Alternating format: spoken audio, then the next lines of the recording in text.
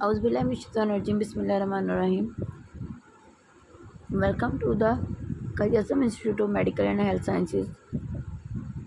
Midwifery and obstetrics में आज हमारा चैप्टर जो हम स्टार्ट करने जा रहे हैं वो है प्रेगनेंसी। ठीक है, देखिए जी, what is pregnancy? The period after the conception until the onset of labour is termed at pregnancy. उन्होंने बोला है कि जब प्रेगनेंसी मतलब कि फर्टिलाइजेशन हो जाती है, ठीक है, तब से लेकर जो लेबर तक का जो प्रोसीजर होता है, लेबर तक का जो टाइम होता है ना, टाइम पीरियड होता है, उसको प्रेगनेंसी बोलते हैं।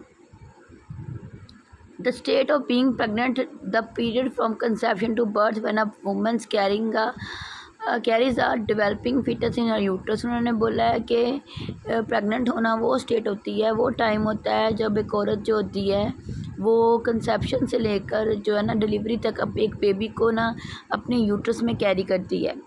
Duration of pregnancy, the average period of pregnancy is 280 days और 40 वीक्स एंड होल टर्म। उन्होंने बोला कि जो एवरेज प्रेगनेंसी का पीरियड होता है वो 280 डेज़ का होता है और 40 वीक्स का होता है।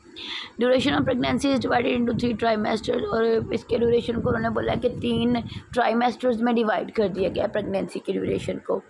First trimester is equal to 0 to 14 weeks, यानी कि 1 हफ्ते से लेकर 14 हफ्ते तक फर्स्ट ट्राइमेस्टर बनता है। सेकंड ट्राइमेस्टर 15 से 28 हफ्ते के दरमियान में होता है, और थर्ड ट्राइमेस्टर जो होता है 29 से 40 हफ्ते के दरमियान में होता है। आगे है जी, symptoms and sign of pregnancy. They are both symptoms and sign of pregnancy. उन्होंने बोला है कि सिम्टम्स भी होते हैं और साइंस भी होते हैं। ठीक है, सिम्टम्स और साइन में ये फ़र्क होता है कि एक चीज़ होती है जो हमें खुद पेशेंट बताता है, जो पेशेंट फील कर रहा होता है, ठीक है, और साइंस वो होते हैं जो हम लोग उसमें देखते हैं। ठीक है, तो देखिए जी, the symptoms and signs depend upon the time in pregnancy. ये जो साइन एंड सिम्टम्स होते हैं ये प्रेगनेंसी के टाइम पे डिपेंड करते हैं कि प्रेगनेंसी किस मंथ में जा रही है। In the first trimester of pregnancy the first sign of pregnancy is most missed menstrual periods. उन्होंने बोला प्रेगनेंसी का सबसे जो इम्पोर्टेंट और फर्स्ट साइन होता है वो होता है जी आपके पीरियड्स का मिस हो जाना। मींस कि आपको इस डेट को पीरियड्स आने थे पर आपको पीरियड्स नहीं आए। ठीक है, If a sexually active woman's periods are generally regular, missing a period for a week or more is presumptive evidence of pregnancy। उन्होंने बोला अगर एक औरत जो है वो सेक्चुअली एक्टिव है और शादीशुदा है, ठीक है, तो उसके अगर वो पीरियड्स भी रेगुलर है उसके, तो अगर एक हफ्ता या उससे ज़्यादा उसके पीरियड्स जो है ना नहीं आ रहे तो इसका मतलब इसको प्रेगनेंसी है।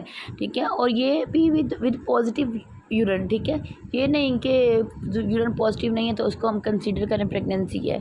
विथ पॉजिटिव यूरिन अगर पीरियड्स आपके मिस हैं तो वो कंसीडर होगा प्रेगनेंसी में, वरना एमेनोरिया की यानी कि एब्सेंस ऑफ मेंस्ट्रुएशन की और भी बहुत सारी वजूहात जो हैं वो हो सकती हैं। अब नेक्स्ट है जी, early symptoms of pregnancy also include feeling of breast swelling and tenderness. Pregnancy का ये भी एक अर्ली सिम्टम है कि आपके ब्रेस्ट में स्वेलिंग हो जाती है और टेंडरनेस फील होती है, यानी कि आपके ब्रेस्ट पेनफुल हो जाते हैं। In addition nausea sometime with vomiting, और उन्होंने बोला है कि साथ साथ नोजिया भी हो सकता है और कभी कभार वॉमिटिंग भी साथ हो सकती है। ठीक है, morning sickness is not air always in the morning. उन्होंने बोला है कि मॉर्निंग सिकनेस जो है वो हमेशा मॉर्निंग में नहीं होती। मॉर्निंग सिकनेस सिर्फ नाम दे दिया गया है, ये किसी भी टाइम हो सकती है। And she may lake urine with आगे है, many women become fatigue deepening, और बहुत सारी औरतें जो होती हैं वो थकावट का शिकार हो जाती हैं। Deepening colour of the areola in pregnancy, और जो निप्पल के राउंड वाला एरिया जो होता है जिसको एरियोला बोलते हैं वो डार्क हो जाता है। एंड सम में फील एब्डोमिनल ब्लोटिंग, और किसी को एब्डोमिनल ब्लोटिंग फील होती है। Early in pregnancy the women may feel she has to urinate frequently. उन्होंने बोला है कि स्टार्टिंग प्रेगनेंसी में औरत को फील होता है कि जैसे उसको बार बार यूरिन आ रहा है, स्पेशली एट नाइट टाइम, रात के टाइम ज़्यादातर। एंड शी में leak urine with a cough sneeze और लाफ, और कभी कभार ऐसा होता है कि वो खांसे या छींके या हंसे तो उसका यूरिन जो है वो लीक हो सकता है। This is also normal in pregnancy and is not a problem. ये प्रेगनेंसी में नॉर्मल चीज़ है और ये कोई मसले वाली बात नहीं है। Other changes characteristics of pregnancy include deepening colour of the areola, darkening colour of the areola आएगा, यानी कि एरियोला का डार्क हो जाना, इंक्रीज बॉडी टेम्परेचर, बॉडी का इंक्रीज हो जाना, the mask of pregnancy, darkening of skin on the forehead, bridge of the nose, alternatively cheek bone, यानी कि जो हमारे ये बटरफ्लाई लाइक वो बनता है, जो वो बनते हैं डार्कनिंग बनते हैं यहाँ पे चीक्स पे, नोज़ पे और वो माथे पे, जो हमारे जिसको औरतें बोलती हैं कि छाइयाँ पड़ गई हैं, तो वो हो जाता है, कलर डार्क हो जाता है। More of a dark line going down from the abdomen area to the pubic area, और एक जो डार्क लाइन बनती है ना, जो हमारे रिब से, जो हमारे स्टर्नम से शुरू होती है, जीफा स्टर्नम से शुरू होकर प्यूबिक बोन तक जाती है, वो भी बनती है। ठीक है, नेक्स्ट है जी summary of sign of pregnancy. ठीक है, देखिए जी, हम इसके मेन जो है ना टॉपिक करेंगे कि अर्ली हीट चेंजेस जो हैं वो 3 से 4 वीक्स में होती हैं। एमेनोरिया जो है वो 4 वीक्स में होता है। ठीक है, अब उन्होंने कहा एमेनोरिया हार्मोनल इम्बैलेंस की वजह से भी हो सकता है और इमोशनल स्ट्रेस की वजह से भी हो सकता है। मॉर्निंग सिकनेस होती है 4 to 14 वीक्स की, गैस्ट्रो इंटेस्टाइनल डिसऑर्डर या पैराक्सियलनेस की वजह से भी हो सकती है। ब्लैडर इरिटेबिलिटी, क्विकनिंग बोलते हैं जी माँ के बेबी की पहली मूवमेंट को जो मदर फील करती है। प्रेजेंस इन HCG, ब्लड में जो HCG का लेवल है वो 4 से 12 हफ्ते के दौरान आ जाता है। यूरिन में 6 से 12 हफ्ते के दौरान आ जाता है। सॉफ्टनिंग ऑफ द स्टमक, जिसको हैगर साइन बोलते हैं, ये 6 से 12 हफ्ते के दरमियान में होता है। ब्लूइंग ऑफ द वजाइना, जिसको जैकोमियर साइन बोलते हैं, ये 8+ वीक में होता है। पल्सेशन ऑफ वजाइना, जिसको ओसिएंडर साइन बोलते हैं, वो 8 वीक्स में होता है। यूट्राइन ग्रोथ जो है 8 वीक से स्टार्ट होती है। ब्रैक्सटन हिक्स जो होती हैं, मतलब कहीं पेन हुई, कभी कहीं पेन होने लग पड़ी, वो 16 वीक्स के राउंड अबाउट होना शुरू हो जाती हैं। ब्लॉटमेंट ऑफ फीटस का अंदर जो है ना विजुअलाइज हो जाना, फील होना, वो 16 to 28 वीक्स होता है। अल्ट्रासाउंड, एक्सरे वगैरह भी हम लोग करवा सकते हैं। ठीक है, फिर है जी फीटल हार्ट साउंड फील हो जाती है 6 वीक पे, अल्ट्रासाउंड में आती है और मदर को फील होती है। मदर को जब फील होता है, क्विकनिंग फील होती है, जिसका मतलब बेबी जो मूव कर रहा होता है। लेकिन फीटल जो हार्ट साउंड है वो 6 वीक पे ना उसमें जो है पता लग जाती है। अल्ट्रासाउंड पे ना 6 वीक में हार्ट बीट आ जाती है। ठीक है, उसके बाद जब हम लोग 20 to 24 वीक्स में क्या चेक करते हैं, हम लोग चेक करते हैं उसके एनॉमली स्कैन करते हैं। फीटल स्टैथो, ये पता नहीं क्या लिखा हुआ है, फीटल मूवमेंट जो है पैल्पेबल हो जाती हैं 20 वीक्स पे। फीटल पार्ट्स पैल्पेबल हो जाते हैं 24 वीक्स पे। ठीक है, आगे जी फिजियोलॉजिकल, आप बस मेन यही करें कि इसके सब्जेक्टिव सिम्टम्स क्या हैं, ऑब्जेक्टिव सिम्टम्स क्या हैं, यानी कि वो कौन से साइंस सिम्टम्स हैं जो माँ बताती है और कौन से साइंस है जो हम लोग उस पर देखते हैं। ठीक है, अब ये जैसे मदर बताएगी कि उसको एमेनोरिया है, मॉर्निंग सिकनेस है, ब्लैडर इरिटेबिलिटी है। ठीक है, ये मदर बताएगी, और जो हम देखेंगे वो उसका यूरिन टेस्ट करवाएंगे हम लोग, उसके जनरल एग्जामिनेशन से देखेंगे, उसकी सॉफ्टनिंग ऑफ द सर्विक्स देखेंगे, ब्लूइंग ऑफ द वजाइना देखेंगे, पल्सेशन ऑफ द वजाइना देखेंगे, और यूट्राइन ग्रोथ जो है हम लोग फील करेंगे जब फंडल हम लोग वो हाइट लेंगे उसमें एब्डोमिनल एग्जामिनेशन में। तो ये वो चीज़ें हैं जो हम लोग देखते हैं। आ गया जी फिजियोलॉजिकल चेंजेस ऑफ प्रेगनेंसी के दौरान कौन कौन सी जो है ना जिस्मानी तब्दीलियाँ जो हैं इस औरत में आती हैं। तो सबसे पहले है जी यूट्रस। अच्छा देखिए, ये फिजियोलॉजिकल चेंजेस में देखिए हम क्या है, सबसे पहले हम देखेंगे इसकी थोड़ी सी briefing. When a woman become pregnant, certain physical changes occur in the body due to the effect of hormones। तो उन्होंने बोला है कि जब औरत प्रेग्नेंट हो जाती है ना तो उसकी बॉडी में बहुत सारी चेंजेस जो है ना शुरू हो जाती हैं। क्योंकि वो हार्मोन्स के इफेक्ट की वजह से। This changes in enable her to nurture the foetus. ये जो चेंजेस होती हैं ये उसको इस काबिल करती हैं कि वो अपने फीटस की नशोनुमा कर सकें। प्रिपेयर बॉडी फॉर लेबर के लिए बॉडी को प्रिपेयर करती हैं। And develop her breast for production of milk, और उसके ब्रेस्ट को प्रिपेयर करती हैं ताकि उसमें मिल्क की प्रोडक्शन स्टार्ट हो जाए। आगे जी चेंजिंग इन रिप्रोडक्टिव सिस्टम में कौन कौन सी चेंजेस आती हैं। सबसे पहले ये uterus. After conception the uterus develop to provide nutritive and protective environment in which foetus will grow and develop. उन्होंने बोला है कि आफ्टर कंसेप्शन क्या होता है, यूट्रस डेवलप होना शुरू हो जाती है ताकि वो बच्चे को न्यूट्रिशन प्रोवाइड कर सके, उसको प्रोटेक्शन वाला माहौल दे सके, इसलिए क्या ताकि बच्चा जो है उसमें आसानी से ग्रोथ कर सके। डिसिडुआ, यूट्रस की लेयर की बात हो रही है।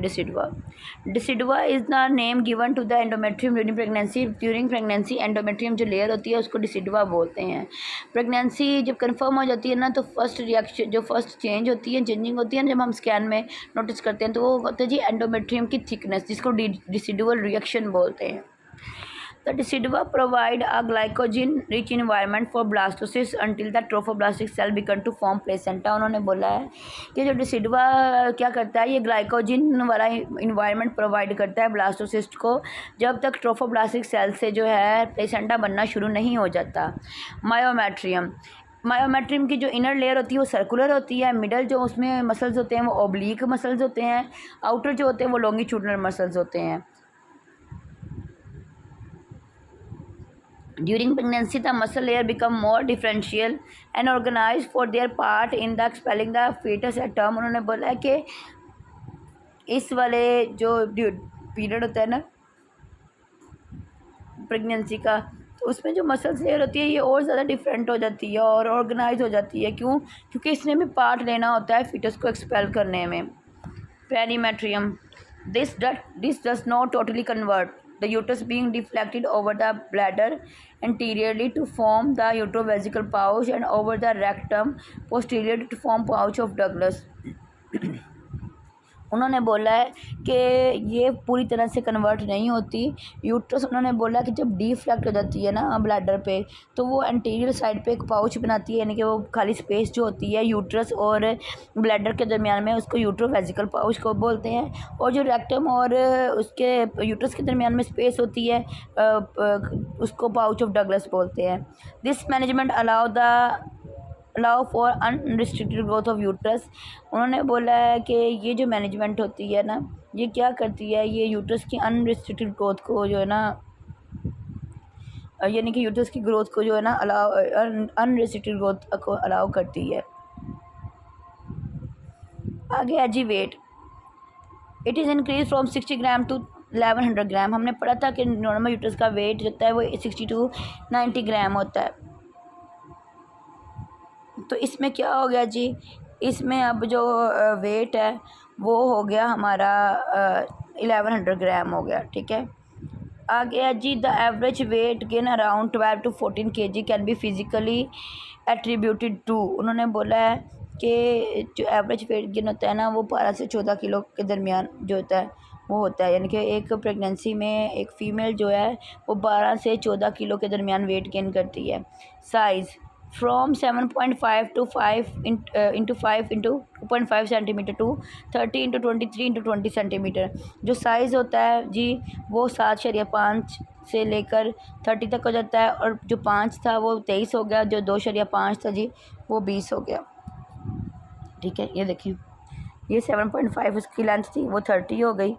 ठीक है, ये उसकी जो है ना थिकनेस थी वो 23 हो गई। ये उसकी जो है थी उसकी वॉल की जो थी थिकनेस है वो अब इतनी हो गई।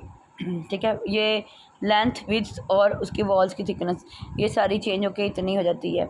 Blood supply to the uterus must increase to keep pace with its growth and also to meet the need of functioning of placenta. उन्होंने बोला है कि ब्लड सप्लाई जो है ना इसको इंक्रीज हो जाती है ताकि बेबी की ग्रोथ सही हो सके, यूट्रस की ग्रोथ सही हो सके और प्लेसेंटा ने जो फंक्शन करना है उसकी सारी ज़रूरियात पूरी हो सके। Oestrogen causes development of new blood vessels to keep pace with its growth and also to meet the function of placenta. Oestrogen क्या करता है, नई ब्लड वेसल्स को ना डेवलप करता है ताकि ग्रोथ हो सके यूट्रस की और प्लेसेंटा के फंक्शन पूरे हो सके। Uterine shape by week, the uterus also changes from pear shape to globular shape during the first 12 weeks of pregnancy and 20 weeks at 20 week restored to its original pear shape। उन्होंने बोला है कि uterus जो होती है ना वो pear shape होती है, हमने पढ़ा था, लेकिन उन्होंने बोला है जब 12 हफ्ते की प्रेगनेंसी होती है ना तो ये ग्लोब शेप हो जाती है, गोल हो जाती है, लेकिन फिर जब 20 हफ्ते की प्रेगनेंसी होती है तो फिर ये pear shape हो जाती है। ठीक है, आगे है जी 12 वीक प्रेगनेंसी।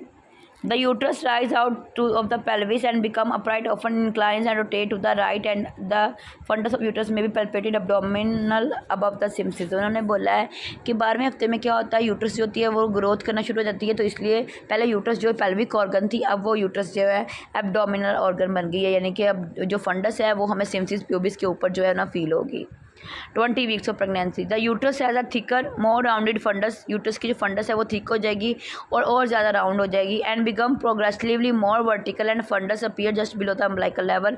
उन्होंने बोला कि और ज़्यादा वर्टिकल हो जाएगी, तो ये जो इस टाइम पे जो फंडस होगी ना वो हमें बिल्कुल अम्बिलिकस के पास, यानी कि अम्बिलिकल लेवल तक या अम्बिलिकल लेवल से थोड़ा सा नीचे फील होगी।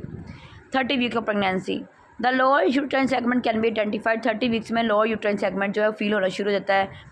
36 week of pregnancy, the uterus now reach the level of the Z5 sternum and lower uterine segment is formed। अब 36 वीक में जो यूट्रस है वो लोअर Z5 स्टर्नम तक पहुंच गई है और जो लोअर सेगमेंट है वो बन गया है। Cervix, during pregnancy the cervix become more vesicular and softer in response to increase level of oestrogen. उन्होंने बोला है प्रेगनेंसी में एस्ट्रोजन के लेवल इंक्रीज होने की वजह से जो सर्विक्स है वो उसमें ब्लड सप्लाई ज़्यादा हो जाती है और वो और ज़्यादा सॉफ्ट हो जाती है। The cervical gland secrete mucus in the cervical canal, जो सर्वाइकल ग्लैंड होते हैं ना सर्विक्स में वो म्यूकस सिक्रीट करना शुरू कर देते हैं उस सर्वाइकल कनाल में। This thick mucus help in preventing ascending infection. उन्होंने बोला ये म्यूकस क्या करता है, ये सर्विक्स में प्लग हो जाता है, यानी कि रास्ता बंद कर देता है, ये बच्चे तक कोई इन्फेक्शन जो है वो आने नहीं देता। आ गया जी vagina, the epithelial of vagina undergoes hyperplasia. Epithelial जो लेयर होती है वो भी ना मतलब कि बढ़ना शुरू हो जाती है। Hypertrophy and vascularization through pregnancy. उन्होंने बोला है कि मसल्स बढ़ना शुरू हो जाते हैं, टिश्यूज़ की ग्रोथ हो जाती है, मतलब ब्लड सप्लाई ज़्यादा हो जाती है। By the end of pregnancy the vaginal wall and perineal body have become relax to allow passage of the foetus. उन्होंने बोला है प्रेगनेंसी के एंड पे जो वजाइनल वॉल होती है और पेरिनियल बॉडी होती है वो रिलैक्स हो जाती है ताकि बच्चे को रास्ता प्रोवाइड कर सके। Vaginal discharge occur throughout pregnancy due to increase activity of epithelial cells. और पूरी प्रेगनेंसी में वजाइनल डिस्चार्ज ज़्यादा रहता है। क्यों ज़्यादा रहता है? क्योंकि एपिथेलियल सेल्स की जो एक्टिविटी है वो इंक्रीज़ हो जाती है। ठीक हो गया।